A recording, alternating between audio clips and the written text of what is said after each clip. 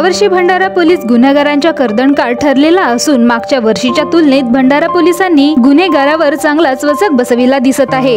यंदा आलेला crime report बघितला असता यंदाच्या वर्षी गुन्ह्यात कमालीची घट झाली आहे। हत्या असो की घरफोडी किंवा अवैध दारू विक्री यात भंडारा पोलिसांनी कमालीचे नियंत्रण मिळविले आहे।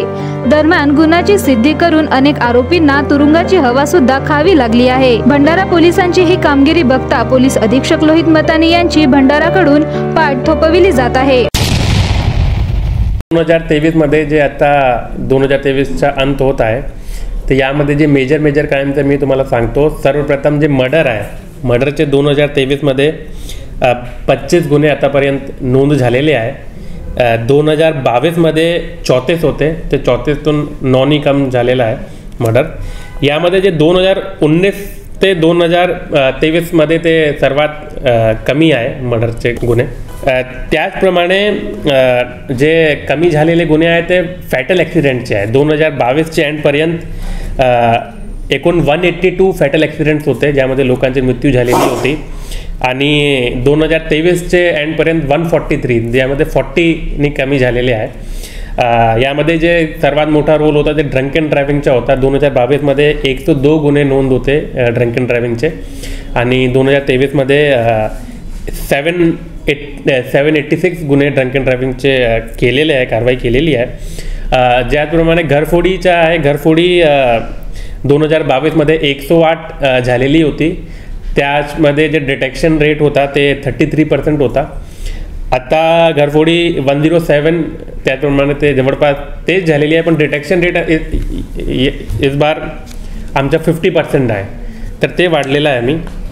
त्याचप्रमाणे महिला विरोधात जे गुन्हे आहेत ते आमचे भरोसा सेल API कुलकर्णी त्यांनी चांगलं काम केलेलं आहे। ते महिला विरोधचे जे डोमेस्टिक व्हायलन्सचे गुन्हे आहेत त्यांनी चांगली काउन्सिलिंग केलेली आहे भरोसा सेलनी।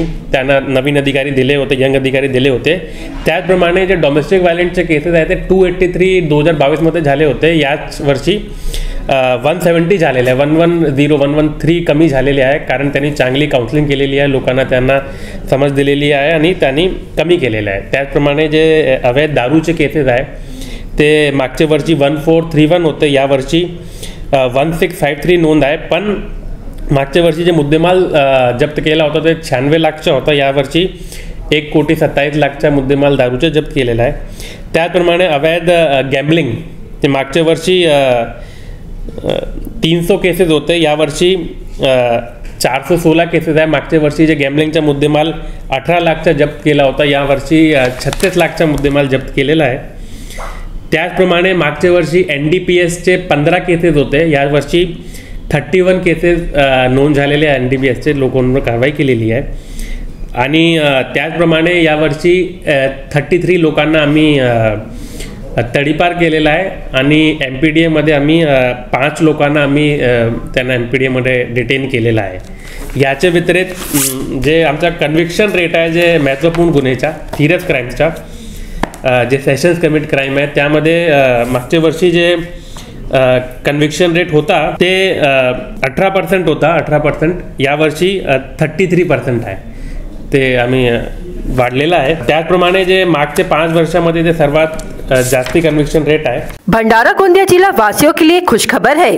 अब आपका मनपसंद channel BS crime India news अब आपके केबल नेटवर्क पर, जी हां, अपने केबल नेटवर्क के एशियन चैनल नंबर 13 पर उपलब्ध है। BS क्राइम इंडिया न्यूज पर खेल, राजनीति, क्राइम, साहित्य व अन्य खबरें प्रकाशित की जाती है। हमारे साथ जुड़ने के लिए तथा हमारे चैनल में खबरें, विज्ञापन आदि के लिए संपर्क करें 8669151757 पर।